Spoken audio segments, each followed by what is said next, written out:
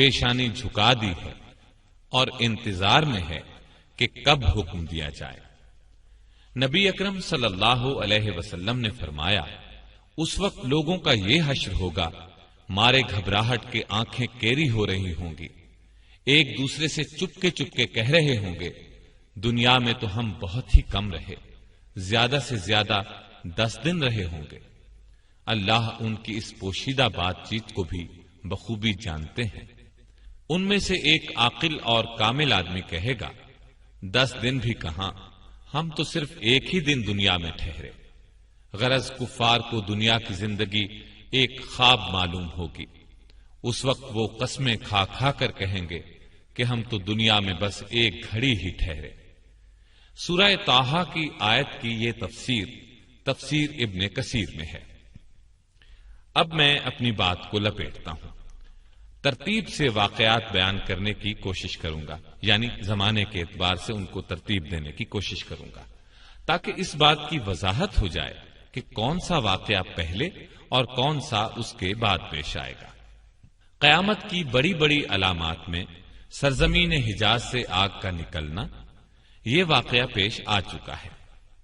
اس طرح فتنہ تاتار بپا ہو چکا، گھر گھر سے گانے بجانے کی آوازیں ہم سن رہے ہیں، بے حیائی عام ہم آنکھوں سے دیکھ رہے ہیں، والدین کی نافرمانی کوئی ڈھکی چھپی بات نہیں، باپ کے مقابلے میں لوگ دوستوں کو ترجیح دیتے ہیں، یہ بھی اب عام بات ہے۔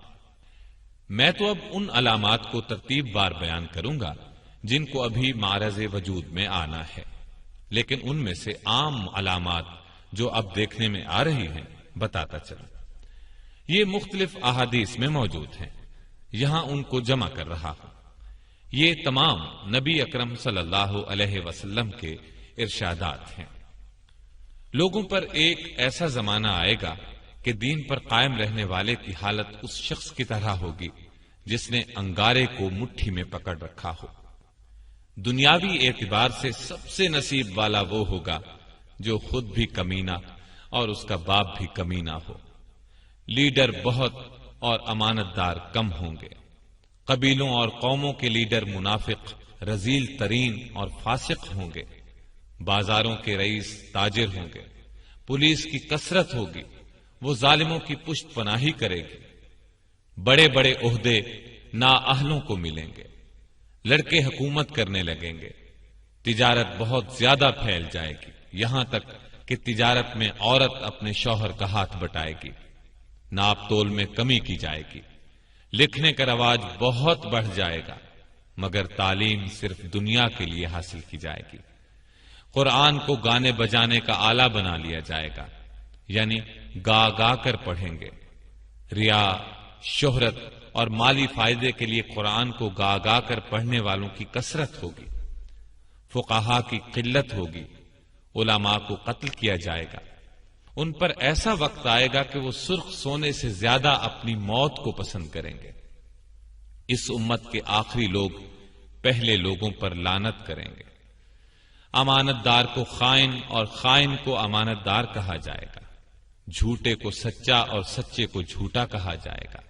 اچھائی کو برا اور برائی کو اچھا سمجھا جائے گا۔ اجنبی لوگوں سے حسن سلوک کیا جائے گا اور رشتہ داروں کے حقوق پامال کیے جائیں گے۔ بیوی کی اطاعت اور ماں باپ کی نافرمانی کی جائے گی۔ مسجدوں میں شور و شغب اور دنیا کی باتیں ہوں گی۔ سلام صرف جان پہچان کے لوگوں کو کیا جائے گا، حالانکہ سلام ہر مسلمان کو کرنا چاہیے، چاہے اس سے جان پہچان ہو یا نہ ہو۔ طلاقوں کی کثرت ہوگی۔ نیک لوگ چھپتے پھریں گے۔ کمینے لوگوں کا دور دورہ ہوگا۔ لوگ فخر اور ریا کے طور پر اونچی اونچی عمارات بنانے میں ایک دوسرے کا مقابلہ کریں گے۔ شراب کا نام نبید، سود کا نام نفع اور رشوت کا نام ہدیہ رکھ کر ان کو حلال سمجھا جائے گا۔ سود، جوا، گانے بجانے کے آلات، شراب خوری اور زنا کی کثرت ہوگی۔ بے حیائی اور حرامی اولاد کی کثرت ہوگی۔ دعوت میں کھانے پینے کے علاوہ عورتیں بھی پیش کی جائیں گی۔ اچانک اموات کی کثرت ہوگی۔ لوگ موٹی موٹی گدیوں پر سواری کر کے مسجدوں کے دروازوں تک آئیں گے۔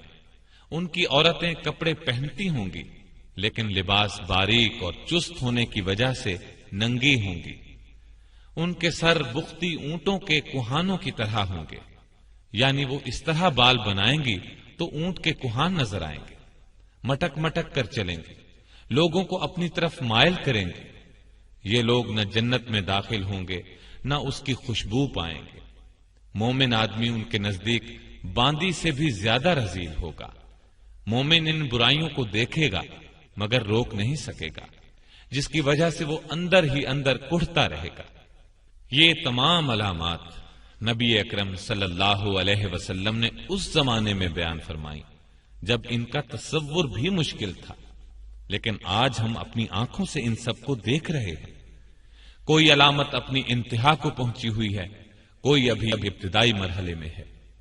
جب یہ سب علامات اپنی انتہا کو پہنچ جائیں گی، اس وقت قیامت کی بڑی بڑی اور قریبی علامات کا سلسلہ شروع ہو جائے گا، جو مختصراً دوبارہ عرض کرتا ہوں۔ عیسیٰ علیہ السلام کی آمد سے قبل مسلمان امام مہدی کی قیادت میں رومیوں سے جنگ کریں گے اور جنگ میں قسطنطینیہ کو فتح کریں گے۔ جب یہ لوگ مال غنیمت جمع کر رہے ہوں گے تو شیطان کی طرف سے دجال کے نکل آنے کی جھوٹی خبر مشہور ہوگی۔ جب لشکر کے لوگ واپس شام پہنچیں گے تو دجال واقعی نکل آئے گا اور اس کے ساتھ 70,000 اصفہان کے یہودی ہوں گے۔ جب دجال کا فتنہ اپنے عروج پر ہوگا تو اس وقت عیسیٰ علیہ السلام کا دمشق کی مشرقی سمت سفید مینارے پر فجر کے وقت نزول ہوگا۔ عیسیٰ علیہ السلام دجال کا تعاقب کریں گے اور اسے لد کے مقام پر قتل کریں گے۔ عیسیٰ علیہ السلام صلیب کو توڑیں گے اور یہودیوں کو چن چن کر قتل کریں گے اور خنزیر کو قتل کریں گے۔ ان کے زمانے میں کوئی بھی غیر مسلم نہیں رہے گا، تمام لوگ اسلام لے آئیں گے، ہر طرف امن و امان ہوگا، آپس میں پیار محبت ہوگا اور نفرت و بغض دلوں میں باقی نہ رہے گا۔ عیسیٰ علیہ السلام کے زمانے ہی میں یاجوج ماجوج نکلیں گے اور ہر طرف تباہی پھیلائیں گے۔ عیسیٰ علیہ السلام اللہ سے دعا کریں گے جس کے نتیجے میں وہ ہلاک ہو جائیں گے۔ عیسیٰ علیہ السلام اس دنیا میں 40 سال اور ایک روایت کے مطابق 45 سال رہیں گے۔ ان کے زمانے میں پوری دنیا میں ایک بھی کافر نہیں رہے گا، جہاد موقوف ہو جائے گا، نہ خراج وصول کیا جائے گا اور نہ جزیہ، مال و زر کی فراوانی ہوگی۔ جب آپ کی وفات ہوگی تو مسلمان آپ کی نماز جنازہ پڑھیں گے اور آپ کو دفن کریں گے۔ عیسیٰ علیہ السلام کی وفات کے بعد ایک جانور زمین سے نکلے گا جو لوگوں سے باتیں کرے گا۔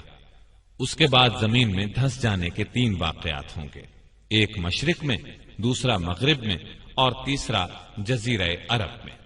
قیامت کی ایک بہت بڑی علامت یہ ہوگی کہ سورج ایک روز مغرب سے طلوع ہوگا، جسے دیکھتے ہی تمام کافر ایمان لے آئیں گے، لیکن اس علامت کے ظاہر ہونے کے بعد کسی کا ایمان لانا قبول نہیں کیا جائے گا اور گناہ گار مسلمانوں کی اس وقت کی توبہ بھی قبول نہ ہوگی۔